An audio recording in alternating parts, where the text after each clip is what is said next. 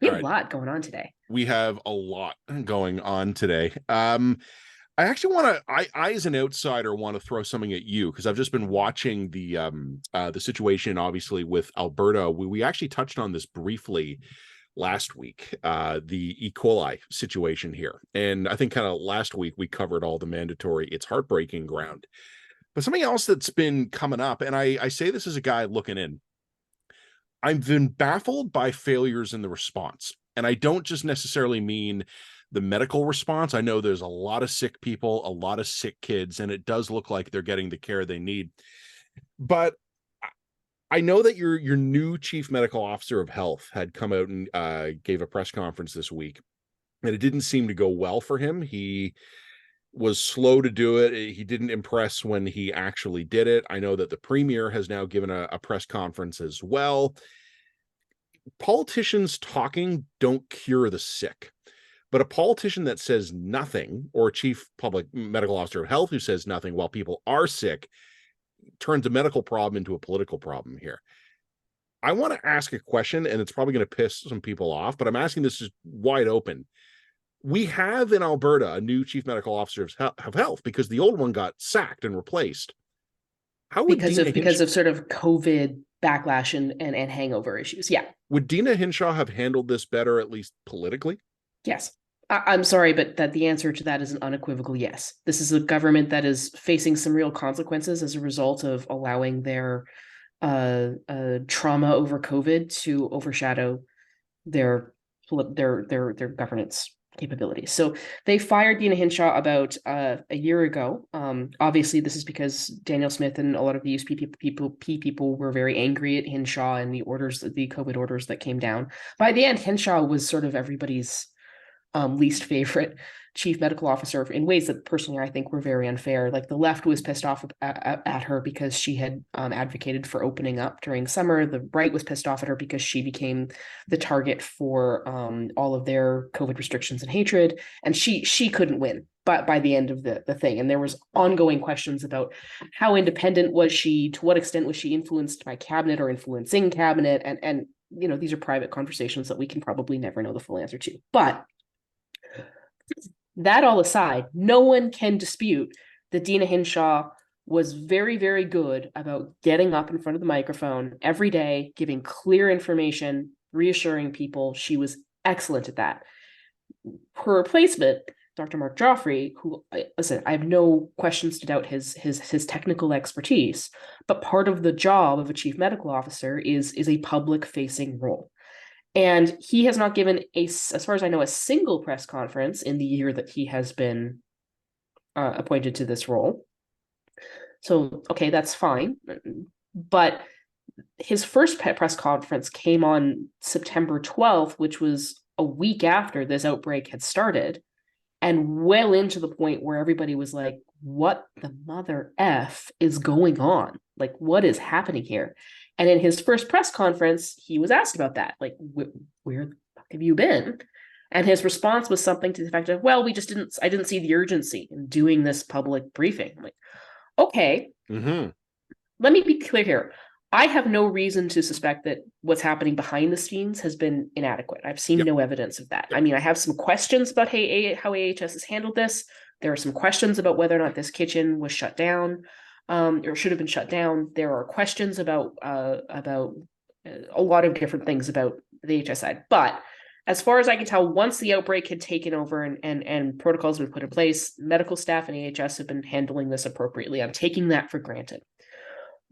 But that's not the entirety of a medical officer's job. The other half of the chief medical officer's job is communicating in a timely and regular fashion what's happening to the public and reassuring the public that they're on it and that they can trust the food processing and the health system to have their backs and to make sure that the issues in the system are being radically rectified.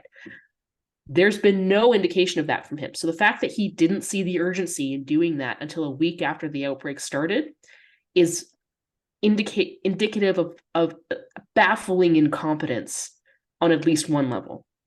The fact that the health minister didn't see that this was necessary is indicative of baffling incompetence on at least one level. I have my own pet theories as to why this has happened and why it took the government so long to respond.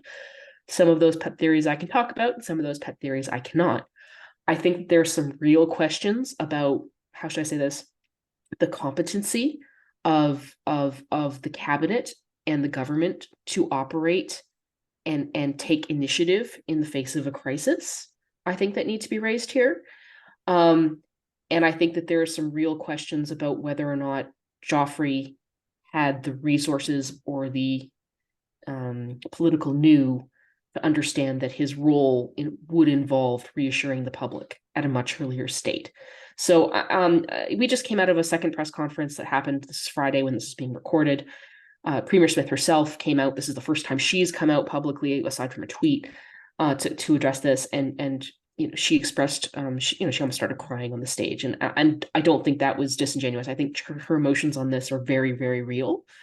But I also am questioning whether or not there has been a communication breakdown between the health professionals who are actually dealing with the case on the ground and how serious this was happened and how serious the actual outbreak is. I'm wondering if there was a breakdown of communication there.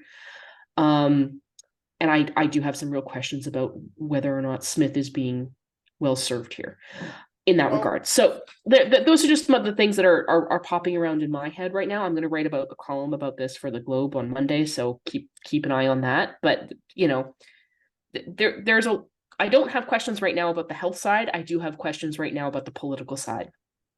Yeah, three quick responses to what you had to say there. First of all, during COVID, Hinshaw seemed to be the one who had the most wildly erratic public approval. Mm-hmm. Hero, public enemy number one. Hero again, everybody hates her. I do think being a public health official was a tough job during the pandemic because 100%. you were never going to be on the right side of a significant percentage of the population, but okay. The other thing I would say is you and I had said many times during COVID that even when they were right on the science, they were terrible at the comms, and how every public health unit in this country needs to have actual savvy communicators embedded with them. Yes. The other thing that comes up, and you had said you're not questioning the response itself, you're questioning the politics of this. I don't mean this as a sharp criticism, and no one inside in Alberta should feel attacked by this, because I'm honestly asking the question neutrally. I'm a few provinces away and I'm reading like a daily update about it. I'm not fully dialed in. But it seems to me that it's strange that we don't have more information. And I just mean that like, this is not new. Like, these kids have been sick for a while. We are getting information about the number of sick adults, the number of sick kids, their approximate status. We're getting health updates on them here. But my understanding is that actually figuring out what happened here, tracing it back to not only a particular kitchen, but apparently a particular meal served by that kitchen, because kids who ate the other option didn't get sick. It's coming from parents.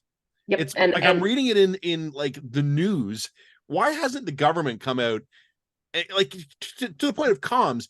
We sent our inspectors in. We've been running samples in the laboratory. We've been able to identify this, that, and the other thing. It's a weird absence. Yeah, they came out today and said, look, we still can't trace this to a specific thing. We've gone into the lab and, we've done testing on 45 different samples. We're waiting back to hear from us. So they've done that. But yeah, parents have more or less figured out what's going on here. And I think that the most, like I said, I'm not coming at this from a place of expertise. I'm coming at this as someone who sort of absorbed the information. It seems to me like the most probable source of this was a undercooked meatloaf. This undercooked meatloaf, I don't think either didn't go to all of the daycares that the kitchen served, or it did go to all the daycares that the kitchen served, but some daycares must have had additional heating protocols in place to kill E. coli, and some daycares didn't. That is a possibility. And the other thing that seems to have been a contributing factor is that the actual vehicle that transported the food to the daycares wasn't properly refrigerated. So if you have even slightly undercooked meatloaf, put it in a big pan, portion it out, stick it in a truck, the truck isn't properly heated, E. coli goes crazy, there you go. There's a couple of other interesting side notes in all of this that may be relevant, and that is which daycares recorded outbreaks and which daycares didn't. It looks like the daycares that did record outbreaks were owned by a similar company that owns the kitchen. So whether or not that could just be a coincidence. That could be differential standards. We don't know. The other interesting thing is that the kitchen is partially owned by former Liberal MP Kent Hare. So that's an interesting thing, may be relevant, may not be relevant, but that is something to be noted. So yeah, we don't have all the information. It seems to me like the parents have a pretty good idea of what caused this. And, given previous E. coli outbreaks that were of this magnitude, all E. coli outbreaks essentially can be traced some way or another to cattle. Like either cattle runoff or improperly cooked cattle meat. E. coli is sort of rampant in beef. So given that they had, chicken is more salmonella. Oh, you're right. Yeah, most not all, but most E. coli can be traced to either, or for example, it would be a cattle manure or improperly treated water, then spraying lettuce or something. Okay. That would be an uncommon form of E. coli. So you can't rule out the possibility that this was sort of E. coli infested waters that were then washed lettuce. Like that is a possibility. Yeah. But it seems like right now the most likely a culprit here was undercooked meatloaf. But again, that's coming from the parents, right, who figured this out. Like it's the fact that we don't have clear answers from Alberta Health Services at this point is really concerning. The other thing that's really concerning is when was the kitchen? So there were multiple violations of the kitchen prior to this outbreak. And there are some valid questions about whether or not AHS had the appropriate authority or took the appropriate authority to shut this kitchen down and should have shut it down earlier. I think that we will see some legislative reform as a result of that on the Public Health Act. So we're going to see some action on that. Smith said that today on Friday. And then the other question in all of this that I still have outstanding, and it's just a question for me at this point, is whether or not there was a period of time from the beginning of the outbreak to the inspection that AHS did prior to that beginning of the outbreak, in which the kitchen might have been able to clean up its mess. That is a question for me, because that would explain to me why it's so hard for AHS to be tracking down the source of the E. coli. For example, if they had cleared out their freezers of all meat product, if they had done that, that could be explained why we're not getting clear answers sooner about the origins. So this is obviously bad. It's bad all around. I still am not entirely sure that the politicians understand the scope of how bad this is or could be. I don't know if the politicians or their communication staff quite get it yet. I think they're starting to. But this is, when I say that this is sort of, it's not as bad as Walkerton, but it will come a second to Walkerton, is kind of where I'm placing this. Yeah. It's no bueno. And I say that no children have died, thank God. And hopefully that will continue to be the case. Some of these kiddies are pretty sick though. 10 of these kids are now on dialysis. We know that the particular condition that this leads to very frequently causes long-term life-altering effects, especially in the kidneys. It's probable that some of them might have to deal with severely impaired kidney function or even kidney transplants in the near future. Then also, of course, the parents actually released the parents who were the sick kids released an open letter on Thursday, and it is devastating. It's straight up like basically where the fuck have the politicians been to communicate? Yeah, no, I saw it. It's like our kids are not only, it's not just bloody diarrhea, like the kids are actually passing parts of their own bodies. Yeah. It's incredibly bad. And of course, we know that the mortality rate for this type of a disease, especially for children under 5, is high. So no children have died, and I hope that remains the case, of course. But the difference between this and Walkerton is that Walkerton sort of got about 2,000 people sick, but it got 2,000 people that were all ages sick. This particular outbreak is particularly bad because even though there's only sort of 360 confirmed cases, they're all in children. And children are way more likely to suffer very severe outcomes. I do think some adult staff were affected, but have not had the severe or severe. If you and I get E. coli, I mean, chances are we'll be fine. If Yeah. our kids get E.Coli, that's a different conversation. So it's and even in Walkerton we saw examples. And actually, I just saw this, but the Toronto Star did a story from 2018 of a guy who got such bad long-term outcomes from Walkerton, a fully aged adult male, that he actually requested MAID because his quality of life had declined to such an extent. So Walkerton is still killing people, right? So this is so bad, and I still don't entirely think that the staff around Alberta understand just how bad it is. But anyway, that's a column that is to come, and I know we should do a little dispatch about it for sure. One of the things I just find interesting about this, and I'm sorry to reduce this to a political abstract here, because I know the story is the kids, but when I said to you at the outset, would Hinshaw have done better? It strikes me that this, as awful as it is, and I don't want anyone to think I'm downplaying this, this is a more routine case for a public health unit. It Mm-hmm. is a food contamination outbreak at multiple settings, which is more like the work we would normally be expecting them to do. The work they had to do during COVID is the kind of work, fingers crossed, they only have to do once every 100 years or so. Mm-hmm. And if you're a public health official and you're struggling with a Spanish flu or COVID-19, you've basically drew the short end of the stick generationally, because like the guys before and after you are dealing with, there's a bad gonorrhea outbreak, or there's like someone undercooked the meatloaf. This is more the daily work of public health.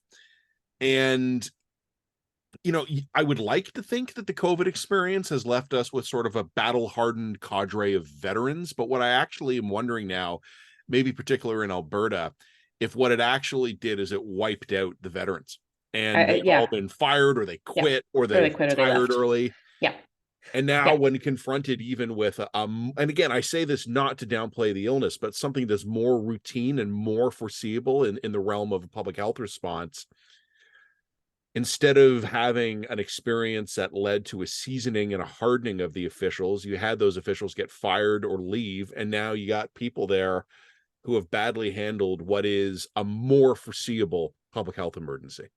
I think there are a couple of big questions that this government is going to be left with politically. One is, why is it taken so long for them to respond at a political level? I think we're going to get answers to that question in the near future, but on that I will remain silent.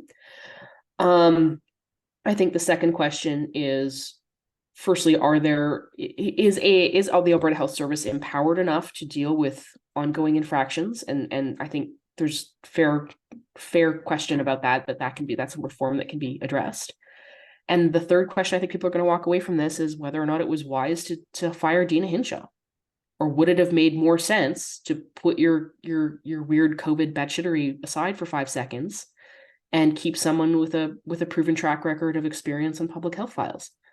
And I say that as someone, like, I don't think that that's even a left or a right question, because by the end, Dina Hinshaw had become the bogeyman, the villain, or the hero to both the left or the right, Depending on what week it was. depending on what week it was, right? Yeah. So that's fair. But for, for Dr. Joffre to be coming out and having his first press conference in a year, already late, and saying, well, we didn't see the urgency. I mean, we've got some judgment issues there, and it doesn't reassure Albertans. Now, he did come out today on Friday and apologized for that, and tried to express himself a little bit more completely about how much he does understand the seriousness of this conversation. On Friday, they actually had a really good press conference on this. The only problem with it was that it was a week late. And it took an open letter from the parents talking about how their children's organs were falling out to finally prompt that response. It's just I'm gonna count on you to stay on top of this. Like I'm reading the daily updates, but this one's on me. It's good. One of the things that I'm sorry, it's just I people who are watching this on the video instead of listening to the podcast, they're going to see I'm a little bit distracted, Jenna, and apologies for that. I don't want you to feel neglected here, but there's been breaking news in the last hour, as you know, and I've just still been getting messages as it comes in. Metroland Media Group it's shutting down a huge percentage of its operations, and that just came out on Friday. Metroland Media Group is kind of sort of a sister company to the Toronto Star. These are a series of papers, daily papers in larger markets like Hamilton, St. Catharines, in Ontario, just as two examples, but also many weekly papers in smaller communities. The company is letting go, effective immediately, a huge percentage of its staff. I think about 2/3 of the staff.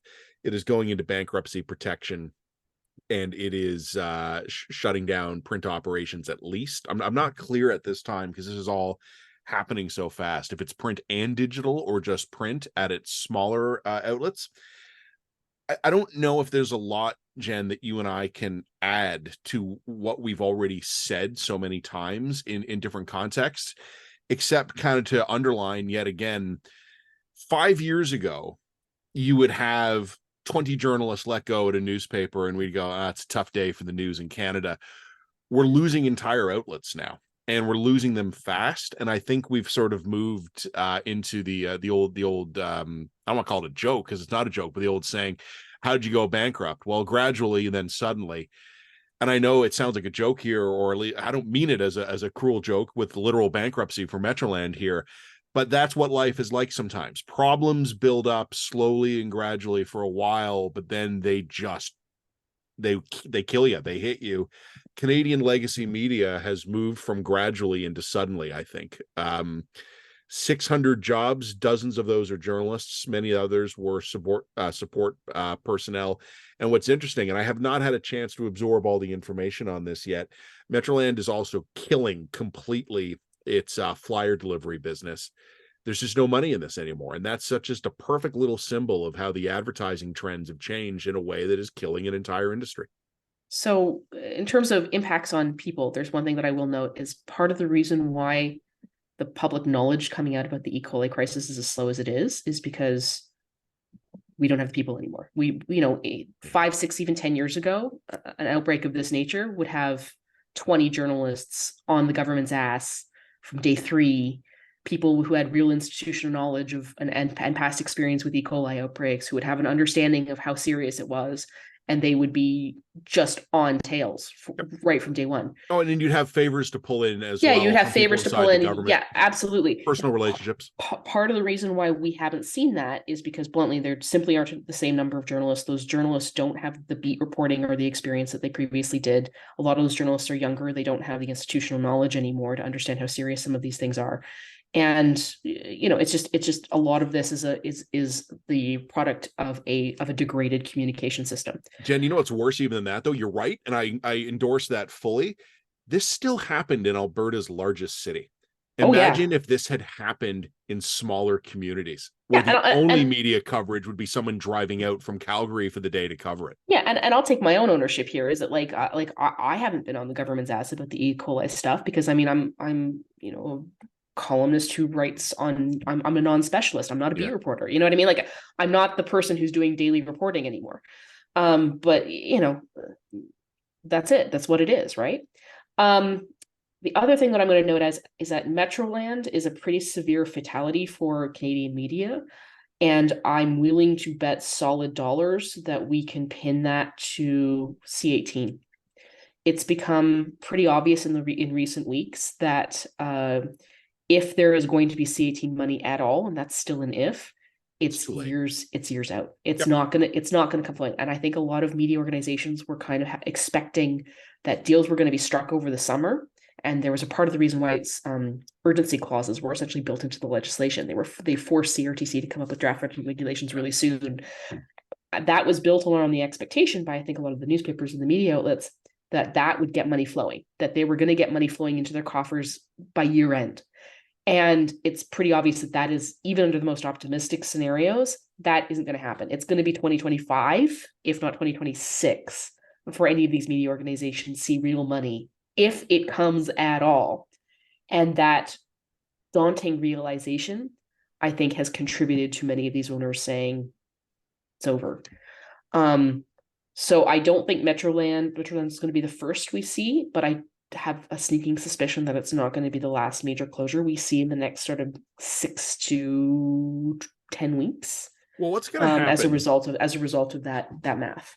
So Metroland, as of now, is still attempting to protect its daily paper markets. That's the bigger cities. The next axe to fall will be that they can't protect those anymore. Yep. And then what we're going to see, and I'm kind of amazed it hasn't happened already, is it moving up into the major cities, where, I mean, Calgary is a major city. Ottawa is a major city. Montreal is the second largest city in the country. Their daily newspapers are probably down to a staff of 15. So what is a paper in Hamilton getting by with, or London, or St. Catharines, or Kingston? And you think these things through. What I don't know if people have understood, and it's something it's hard to see from the outside, is how the brands are surviving and the institutions are surviving, but they've been hollowed out to a handful of people. But by hook and by crook, they're still able to put out enough content that you probably don't realize how few people work there. And I have found it interesting over the years to say to people, how many people do you think work at that newspaper? Like your daily paper? Oh, 100 at least. And it's like 12. Yeah. And so what is happening every year is that the forecasts for revenue get smaller. So the companies have to trim expenses to be under that forecast. And what I think's been happening in recent months is that the forecasts for revenue are getting so bad, the trimming is getting desperate to keep expenses under And that level. then the other thing that's keeping up that's contributing to these things is, of course, inflation costs on paper over the last few years have been and everything, absolutely delivery, crushing. Yeah. ink. Yep. This is also why the flyer business, which used to be like licensed to print money, was flyers, right? But this is why this has collapsed as well. The other thing is also, as more and more companies have gone from owned infrastructure to leased infrastructure, leases have gone up. The other thing as well is that as debt costs have gone up. Well, Of that course, wasn't secured, of course. if your debt wasn't secured, now all of a sudden these things are now starting to tick over as well. So basically all of the broader macroeconomic conditions are going to start biting down on media hard. And because the C18 money isn't going to start rolling in time, a lot of people are going to have to give it up. I mean, what I think is so interesting about the Metroland closures is that the individuals who have been fired aren't even going to get severance. I saw that. That's awful. There's no money in the company for severance. They literally got this so down to the wire that they didn't leave enough money for severance for the employees when they had to close down. The employees are now people gone effective immediately, no severance. No severance. So at a time when cost of living is soared, housing costs are soaring. I had heard a rumor a year or two ago when one of the larger media companies was doing layoffs. I had heard a rumor that they were slow rolling the approvals so that they didn't have to pay out a ton of severance at once. Yep. They had to it was just a rumor. I can't speak to it or not, but just it kind of made sense because that's just something I'd heard a lot of. But no, I mean, this is right in the news reports about this. Metroland is not paying termination or severance pay because they don't have the cash. Yeah. So I mean, and that's fairly astonishing. Oh, right? Like yeah, it's that's bad. that's so irresponsible. You can't. 600 people are now creditors, and maybe they get a pittance in a court filing one day. And that's Years before from now. that's before you even begin to talk about lost pension. Like that's gone. Like it's just it's pretty catastrophic. So that's worth noting. Let's talk a little bit. There's a few other things we want to talk about. I know we want to talk about the housing and grocery announcements, but I think before we do that, we should probably just set it up a little bit. Conservatives and liberals both having conventions, or like the Conservatives had a policy convention. Our last episode here was just as it was getting started. And then the Liberals this week had a caucus retreat. So I don't know if, we had a pretty meaty dispatch about the Conservative convention. Probably, I think the only point I would make here on the podcast is that I know that there's been a lot of attention paid to the Conservatives for their controversial, socially conservative policy motions. I think the Conservatives will win these fights. If the Liberals think they're going to wedge the Conservatives on drug rehabilitation and trans women's rights issues, I think they've got a shock coming. I just think the Conservatives will win. Yep. I have nothing to add. What did you think of the Liberal caucus retreat? Well, I mean, it's interesting to me that they've come forward. I don't really have an opinion on the Liberal caucus retreat. I think that your observations about before we started this podcast, you'd made the observation that the more people claim that the Liberals can make a comeback, the less convinced you are. And I think that your reasoning for that is more or less correct. The problems that they are facing now are so systemic and so inherent to their political culture, to their party's political culture and outlook, that I'm not sure it's fixable. Well, I was joking with you. It's sort of like saying to your partner, honey, I can change. Let's not get divorced. I just need to change literally everything about myself and our decade of accumulated history. Like at a certain point, the problem is you. So another interesting thing that I would note is it was fascinating to me to see Liberals trot out people like Jean Chrétien to talk about how Canada's not broken, sir. Well, they're also that is what Chrétien sounds like. Yeah, literally. And at the same time, they were doing. I don't think you had some smaller, lower MPs on the hierarchy, bringing back the specter of Mike Harris and the Common Sense Revolution. Oh, yeah, some of the Ontario MPs are tweeting about Mike Harris. And it's so fascinating to me. And to me, it was so indicative of, and I've written this before, but it was so indicative of how trapped in the 90s the Liberals are.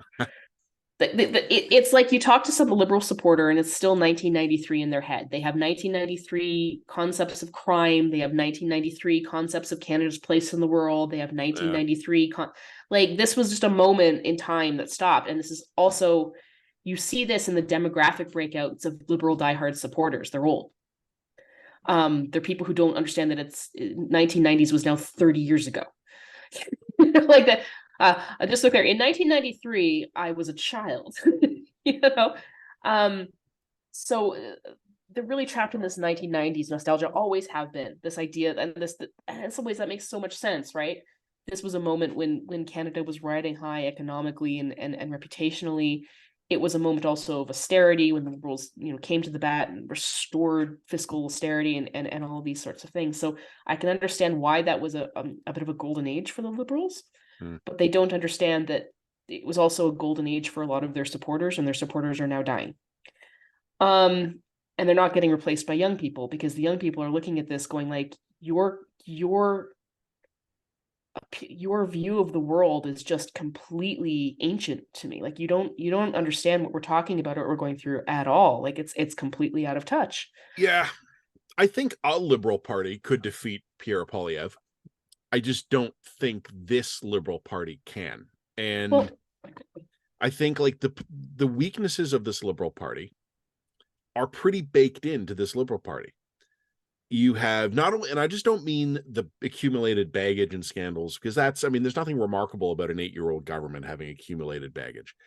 But I also think the idea that this particular group of people are going to have substantial either personality or policy pivots and will embrace a whole new ways of doing things. Like one Liberal friend of mine recently was talking a little bit about like revising the comms plan. And first of all, I think there's a degree of shared delusion among the Liberal Party that their problem is communications. I think that's fundamentally wrong. But I think more to the point, even if they did have a completely revised comms team and a completely revised comms plan, that comms team and comms plan would still be commsing the worldview of Justin Trudeau. Well, and let's go back to their comms plan and comms plan as grocery theater. So I want to put a pin in that, but first I want to have a quick conversation about a Twitter conversation that I had was absolutely fascinating about. I made this comment about the Twitter being stuck in the 90s, and there was a Liberal supporter who was like, well, at least it's not the Conservatives stuck in the 50s. And of course, it was by a Liberal supporter or a tweeter who had 54 in his Twitter bio, Twitter handle. And I was like, you were born in 1954, weren't you? Of course, he's like, blah, blah, blah, judging me because I'm old. I was like, no, I'm judging you because you're looking, as a typical boomer who was raised in the 60s and 70s would, you're looking at the 50s as being this period of stagnation and ancient corruption. And your peak, your high, your best years came in the 90s. And I had a fascinating response from somebody who was much younger, who was responding to this guy who was born in 54 and saying, you don't understand. From a millennial point of view, we look back in the 50s and say that was the golden age. We look back at the 50s and say, yeah, okay, civil rights and social justice issues, we're not justifying that. Like, but you're telling me you could Houses afford a being house, built, a houses were being car in built. every driveway. My wife didn't have to go to work because I can afford to feed the kids. I had Yeah. a job for life. I consumer spending was great. Like, people who are younger don't look back at the 50s and see the value of the dolls. They're looking back at the 50s and saying, holy shit, your quality of life was amazing compared to mine.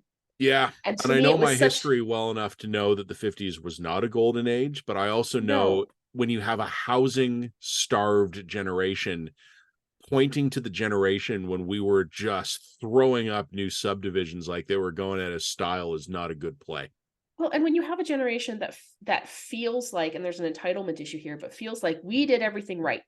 We got the education, we took on the debt, we did everything we were supposed to do.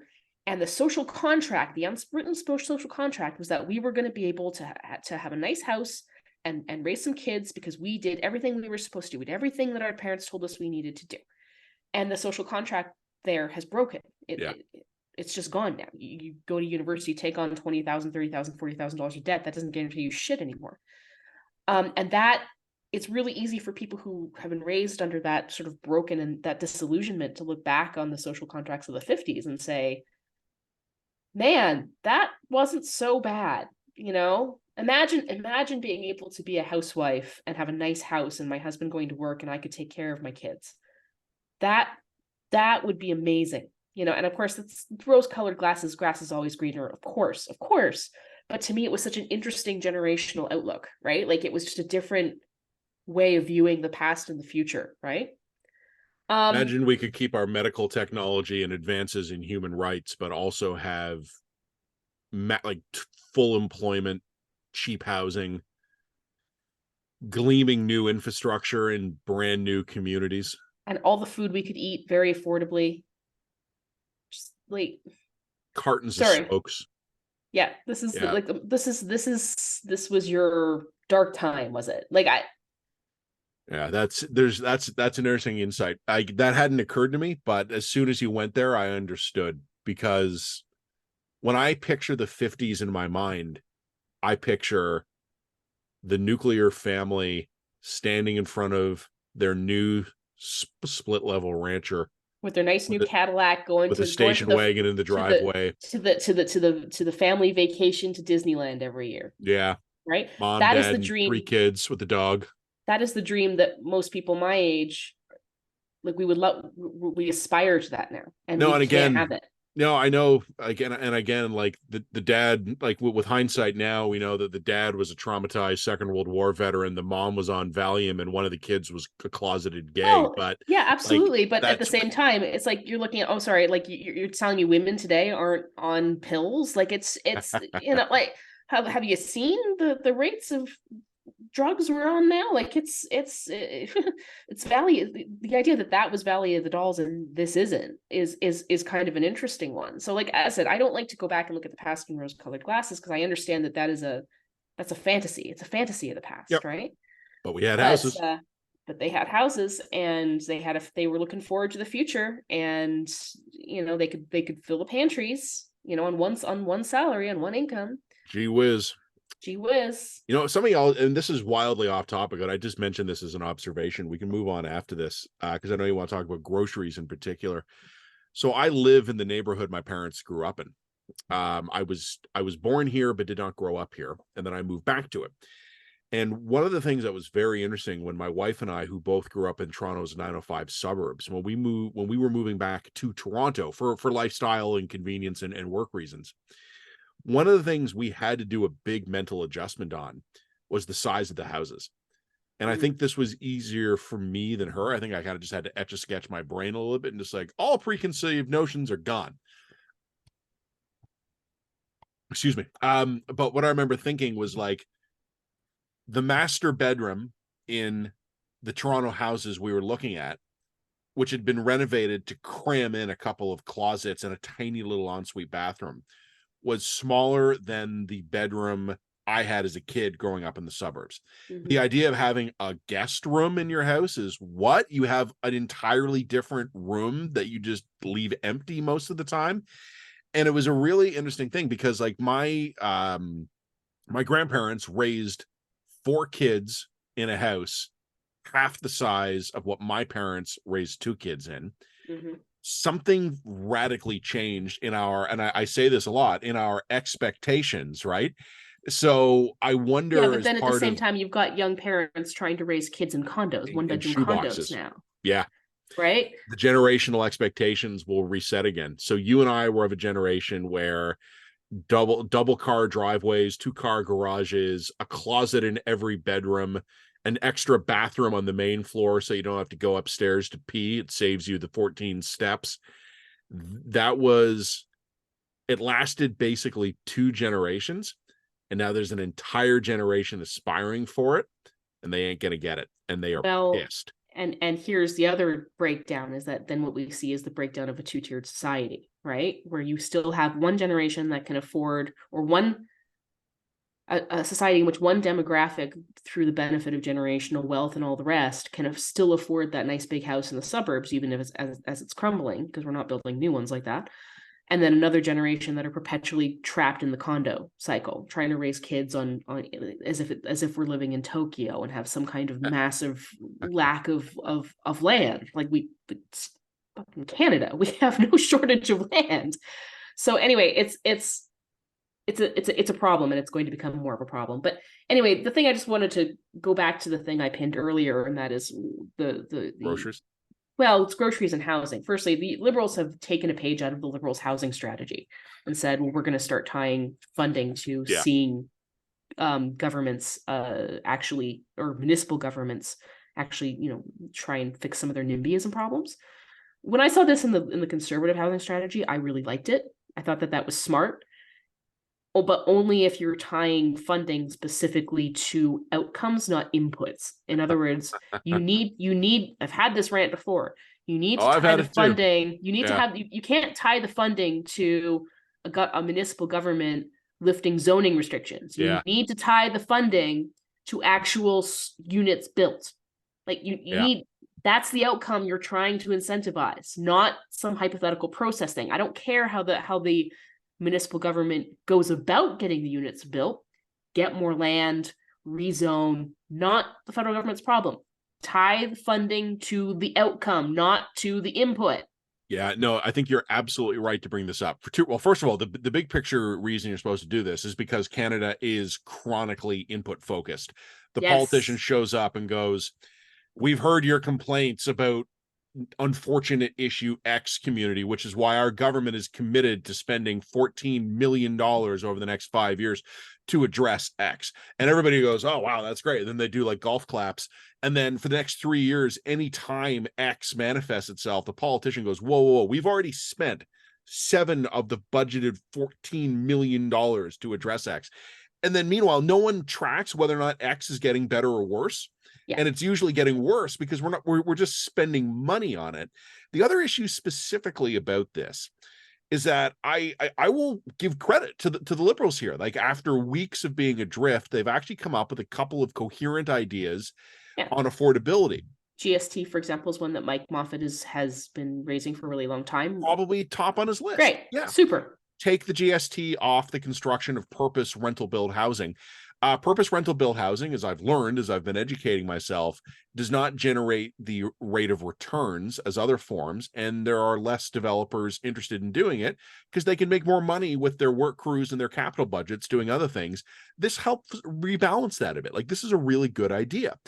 But what I think is going to happen is that the feds are going to say, to your point, they're going to say to the municipalities, you want our bucks for the light rail system, you want our bucks for the bridge or whatever, that's fine, but you're going to have to approve a bunch of new houses. You're going to have to change the zoning.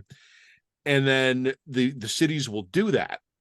But then what they'll do is they'll say, hey, we've upzoned everything. Like quadplexes are now approved by right here, pending an environmental review and a neighborhood impact assessment and a shadow it's report. And we thought that this quad was a great idea, but then we got 100 complaints from the local community who were worried about community character. So we changed the zoning. It'll be approved. but it's going to be an 8-year delay while it all goes through the bureaucracy, because And now you've got 10 times the complaints and 2 bureaucrats at City Hall doing it. To this your is why you point, need if it's not outcomes, it's if not it's going not to outcome exactly. If you're not tying the outcomes if you're not actively incentivizing municipalities to bulldozer through the NIMBY complaints and say fuck it, we're going to build the housing anyway, then that is what's going to happen every time. So that's an interesting thing about the housing thing. The other thing I wanted to say is that the Liberals are going back to the well on grocery theater. We're going to raise taxes on grocery store. some kind of windfall profit tax. Yeah, okay. So the average margin on groceries is 3%, just so that we're clear. Anymore. Yeah. So groceries are extremely dependent on commodity prices and supply chain issues. I mean, if you want to do a windfall profit or sort of a one-time tax on windfall profits, I guess you could hypothetically do that, but groceries aren't notoriously profitable even now. So this is all stupid, pointless theater that will achieve absolutely nothing. You and I have talked about this before. What a big factor in currently driving the cost of food higher is agricultural prices. Where remember you had written a column about how the beef herds in Alberta are getting smaller because the cost of sustaining them got higher, which a year down the line drives up the price of red meat and so on and so forth. So I understand the raw political appeal from the perspective of the Trudeau government of go pick a fight with the grocery companies. Galen Weston, make him your villain. Galen Weston's going to turn around and put the hammer down on the agricultural producers or the small farmers every politician loves to talk about. And any ding to the profitability of the grocery stores will just be made up on other categories. So you mentioned the low margins on food. They nail you on everything else you buy in the store. Yeah, that's it. The other problem that I have here is, honestly, until, and I say this to the Liberals and the Conservatives, until you're talking about supply management, fuck off and die. Absolutely. Yeah. I'm sorry. Like, everything else is, this is the lowest of the low-hanging fruit on food prices is supply management. Food prices are too high, except for milk and cheese. They're priced perfectly.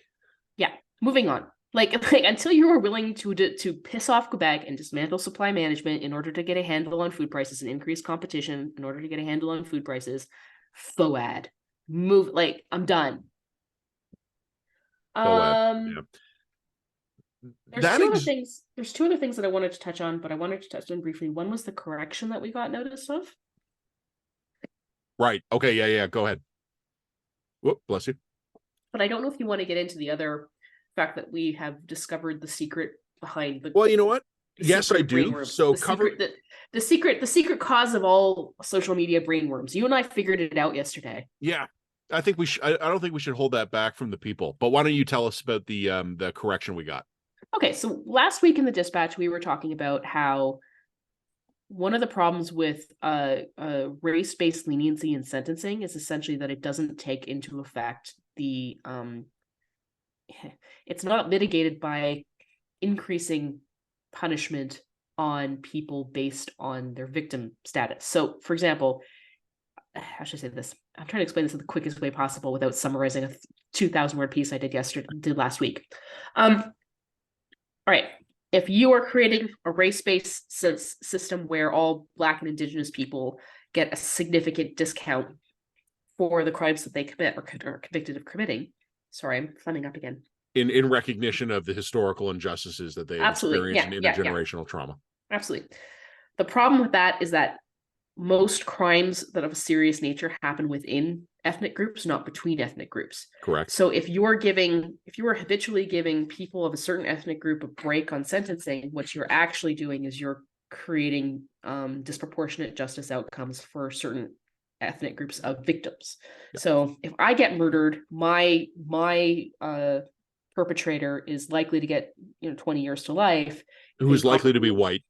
Because he's likely to be white. Yeah. If a person of color or a woman of color gets murdered, her perpetrator is likely to get significantly less because he's more likely statistically to be white. And when you do a sort of broad-based analysis over time, every individual sentence might make sense, but when you look at all of the sentences in aggregate, what you are going to find is a major sentencing discount that you'll for get certain sentenced victims. to less jail on average if you kill a black woman than a white woman. Yeah, exactly. Now, I think I was more careful in how I wrote this than how I said it in the last dispatch, because I got a complaint from a lawyer who took issue with my analysis, and he said, look, the criminal code actually do have provisions to prevent this kind of race-based discounting. And they said, he pointed to 718.04 creates an aggravating factor where the offense is committed against a member of a vulnerable group, especially Aboriginal women. Section 718.2, aggravating factor when offense is motivated by bias, hate, or prejudice, and 718.201, aggravating factor for intimate partner violence offenses where the victim is female, and especially if the victim is both male and Aboriginal. So he is correct to point that out. All right, so he's 1000% correct. The problem with that is how this actually works in practice is that, yes, if it's a white person harming a member of a vulnerable group, particularly an Aboriginal person, yes, that is the situation in which the race of the victim will become an aggravating factor, and it will increase the punishment of the white person. 100%. Yes, he's correct to correct me on this. Let me be very clear on this. But as we've said, that is more rare than people within groups killing each other, and for the very simple reason that you're normally killed by someone you know. Yes, and the problem with this is that in practice, I have yet to see the race of a victim be used as an aggravating factor in order to mitigate the leniency granted by things like Ledoux. That's the problem. Like, yes, absolutely. If you are a person of a privileged majority group and you are committing a crime against a more vulnerable group, yes, you will get punished more heavily as a result of that, as you should. That is correct. It's Picton, right? If I'm a white dude stalking Indigenous women, they want someone to slap me with, and I'm fine with that. Fine. But yeah, I'm fine with that. Yeah. That is correct and appropriate. But the problem is that those mitigating factors are never used to countermand the leniency demanded by Ledoux. That is the issue. And so you still have the race, and I think that the lawyer I was talking to would concede this point. So you still do have, on the whole, this race discounting that happens. But he is correct to correct me on the fact that it's not correct to say that the race of the victim is never a factor or considered. All right. No, fair enough. Fair enough. And I you'll write something up about that? Yeah, if you want me to, that's absolutely fine. Yeah, just so we'll stick on it. And I appreciate a specialist coming to me and correcting stuff like that. We at the line totally are happy to do that and happy to deepen that conversation in a more in as accurate a way as possible. Yeah. So he's correct, absolutely correct. Noted, and we will note that in the dispatch. Yeah, no, and I mean, honestly, like, I know it sounds like we're nitpicking this guy to death, but like when you're right about something, you're right about. When you're wrong about it, it's incumbent on us to clarify that. And we're grateful when people who are sector experts in any bit of knowledge get in touch with us and tell us their stuff. Like, this is a huge boon to us, so we're grateful for it. Yeah, absolutely. Should I offer the brain worms cure? Let's talk about the brain worms cure. We at the line have single-handedly pinpointed the origin of what we like to call brain worms, which is basically the phenomenon of watching sane and intelligent people go crazy over time on social media. So this is going to sound weirdly personal, but Jen, I know I speak for both of us when I say this. In our private personal lives, you and I are both quiet introverts. Oh, yeah. We are the parents who at drop off smile at the other parents but stand 15 feet away. At the hockey rink, we're the dads who are with our Tim Hortons cup a little bit around the boards from others. We're the quiet ones at dinner parties if we don't know people. Most people don't know this about us because they are exposed to us only when we are communicating. But this is our job. This is our work. When they don't understand, this actually isn't the natural persona. This is a it's not wrong, but it is a persona that has been crafted over many years of some public exposure. I use the P word to describe part of my job: performance. Not everyone who gets up on stage and is great interacting with a crowd loves to do that when they're at the diner and run into a fan. I keep doing that while I blow my nose. I am occasionally recognized when out in public, and I know Jen is as well. And it's always flattering, but it's awkward because it kind of feels like my two worlds have collided. It's, a minute ago I was Matt, who's just a husband and a dad and a guy at Canadian Tire buying dog treats or something. And the next thing I know, I'm talking about work. I don't mean to, this is not a complaint. I don't say this to complain. I'm just saying introverts whose jobs require them to perform can learn how to do it, but they're never going to enjoy that part of it. For me, performing on a podcast, on a radio show, in a column is a cost of doing business. It's not itself desirable. Yeah, I like to write because I like to write and I have things to say. Yeah. The fact that people know my name is weird and uncomfortable. I was joking with you the other day, Jen, that my career allows me to monetize what would otherwise be boring my family, because I'm telling somebody what I think about the issues of the day. I can either be dropping it all onto my dad or my wife or my mom, or I can just write it down and then random people read it. One of the things that happened over COVID was that people who had never before had much of a public profile all of a sudden suddenly did. This included medical professionals. It included some logistics experts. It included public health officials, people who were experts in certain laws, constitutional things. All of a sudden, we as a society, we didn't need sports analysts and political commentators anymore. We needed experts in niche things. And I think what has happened, because you and I had said years ago, and we said it in public, when the pandemic ended, most of these people who are probably wired the way we are, they're going to go back to their day jobs. They're going to go back to their office or their practice or their factory or whatever it is. And they're going to be relieved that people aren't calling them every day to ask them to go on TV and do a live hit to explain something where thousands of lives are hinging on it. Some percentage of people, though, loved it. Yep. And you and I had said, I guess it was about 2 years ago, we had been talking about what we kind of lazily describe as the doctors, but it's more than that. It was sort of a small group of people who became instantaneously famous in this country as media celebrities because of the specific circumstances of COVID. You and I said, and their expertise, yes, that they were going to try and pivot to something else. Well, over time, they became more and more unhinged, and more and more, and that they wouldn't let it go, and more locked into the constant perpetuation of COVID as a threat, because this was their source of their, narcissistic supply is probably too harsh, but it was the source of attention that they really enjoyed, and up until now had not had the opportunity to acquire or obtain. But we were talking about this in the context of COVID, but I think that this distinction is important to note because it's not just COVID. Oh, no, it's not. Journalists are notorious for this. The difference between the journalists who are able to maintain a long-term public profile and the journalists who become lunatics on Twitter are that the former group do journalism because they just like doing journalism and they don't really care if you pay attention to them or not. And that Twitter is a thing you do to promote your work and to build Twitter's a brand. Twitter's a thing you do to, or maybe argue or whatever, but you're not necessary evil. It's a necessary evil. And then there's the group of journalists for whom Twitter became the job. Yeah. And it's the performance. The performance became the work. And those people are absolutely inevitably, and I've seen them on the left, I've seen them on the right, they are inevitably going to get sucked into craziness, and they're inevitably going to get brainworms because they actually don't have the ballast, the rooting in the love of the work itself to prevent that. It's always going to be audience chasing.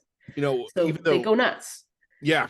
Even though we've already said it's not limited to COVID, COVID's a good example of it. Some of them, I think, have struggled to let COVID itself go.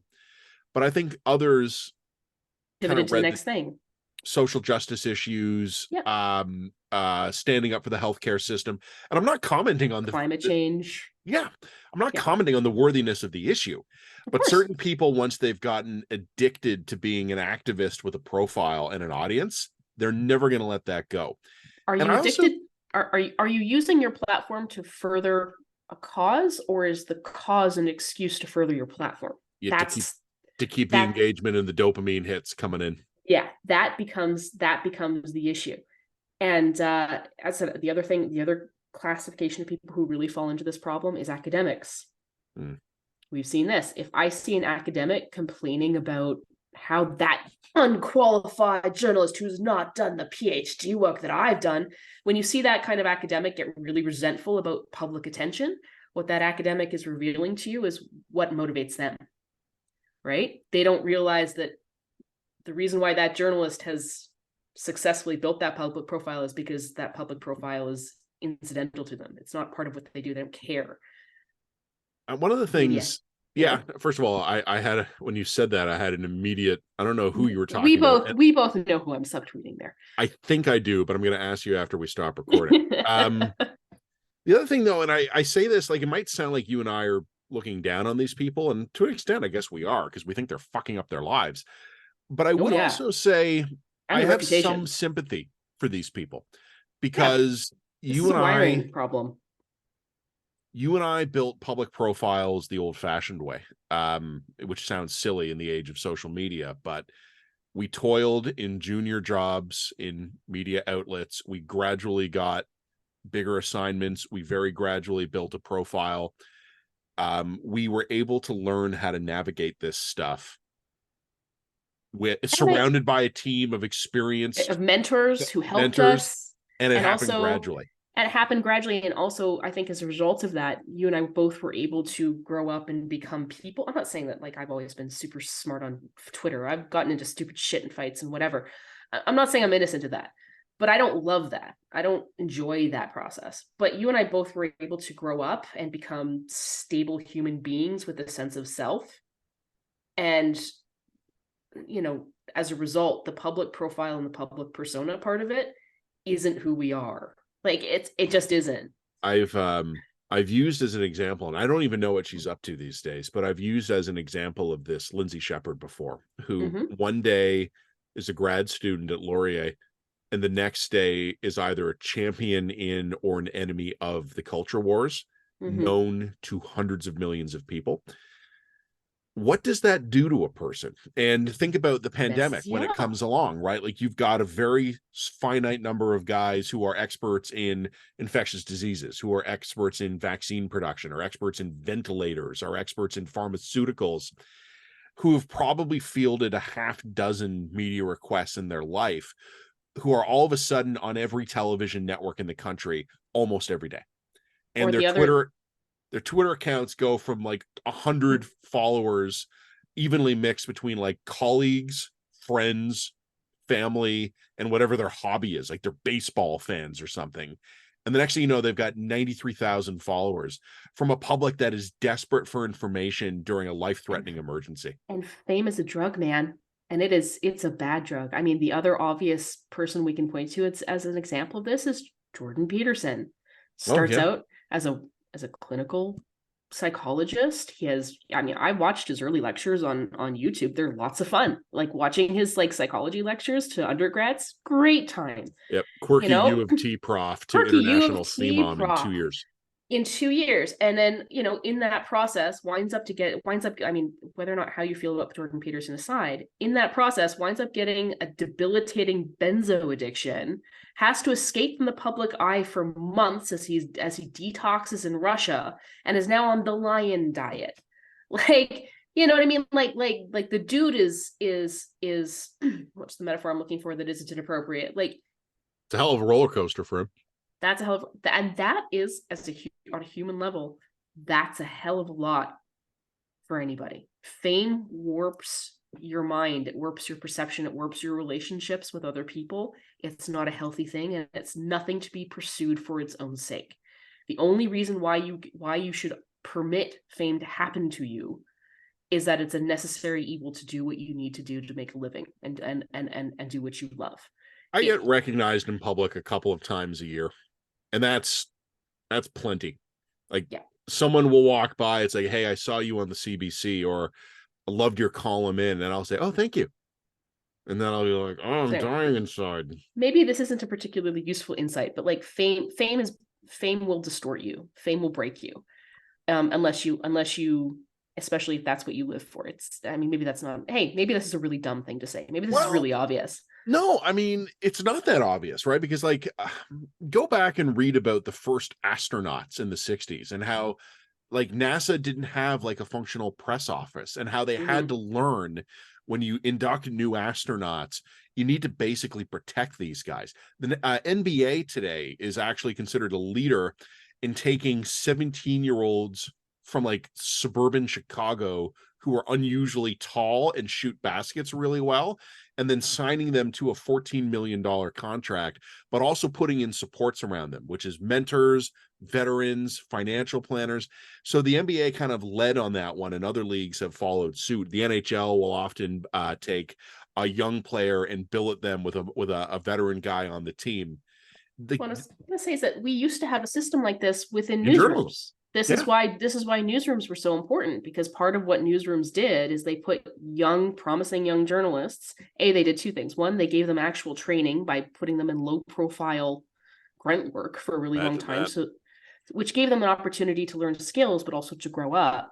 And then also newsrooms meant that you as a young professional were constantly surrounded by columnists who had made the leap into a degree of fame, and also editors who were there to protect you from saying stupid shit that would get you into trouble, and protect you from the impacts of that, but would also potentially insulate you from negative impacts. So what we used to do in newsrooms is that when we got angry letters, which always used to be handwritten or hand typed, right? You'd put them on the wall, and all the colleagues would laugh at the angry letters that you got, which had a very effective way of creating interpersonal camaraderie, but also the sting out of them too. And it allowed people to take what was fair criticism out of those letters and say, look, this person's just a nasty, unhappy person. It's not about me. One of the things that the dismantling of the newsroom environment has really done is it's put young journalists in this incredibly difficult, utterly isolated position where they have no mentorship, no ability to build profile gradually, and really no love and appreciation, or very few opportunities to be here for the right reasons, to develop a love and appreciation for the actual work itself. And then when they get famous, they kind of go off the rails. I mean, one of the clear examples of this, and I'm sure I'm not going to get sued, but is like Faith Goldie. Classic example of this, right? I don't know if she'd be the one I'd reach to first, but yeah, I guess in broad terms it applies. And I think that's one of the things that's happened in our industry is like the traditional talent pipelines have broken down. You and I both were accelerated into columnist roles faster than we normally would have due to attrition. Yep. But it's been even faster for people behind us. So some guy writes a good blog and sends it to an editor, and it's spicy and it's topical and it's relevant. So it gets put on the homepage. It gets 200,000 hits on the homepage. Then it's all over Reddit, Twitter. Well, not Facebook anymore. And then all of a sudden this dude whose previous writing experience was like the family's annual Thanksgiving update letter and maybe like a long Facebook post is the center of the national discourse for a day. And some people go, well, that was interesting. Others are like, I got to do that again. I got to get more. I got to get my next hit. More. I got to get it. I got to get it. Yeah.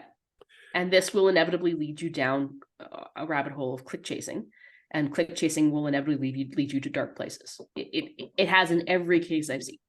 I think the last columnist in this country, and people at other papers might quibble with me about this. There might be someone, but in Toronto, at least, the last columnist to come up in a relatively coherent ecosystem, I think, was Robin Urback. And I hired her at the Post. I think she was the last like A-lister, because she's at the Globe and Mail now. I think she was the last one to get in when there was still an ecosystem after that. Yeah. Well, after that, it was a lot of people who were Twitter famous first. Maybe. Anyway, I've got to go pick up my son from school. Okay. Well, we've talked a lot anyway. Anyway, don't be famous. It's not good for you. Be famous enough to make the money you need and build your life outside of that. Not an inch more. Not an inch more. Okay. Thanks, Jen.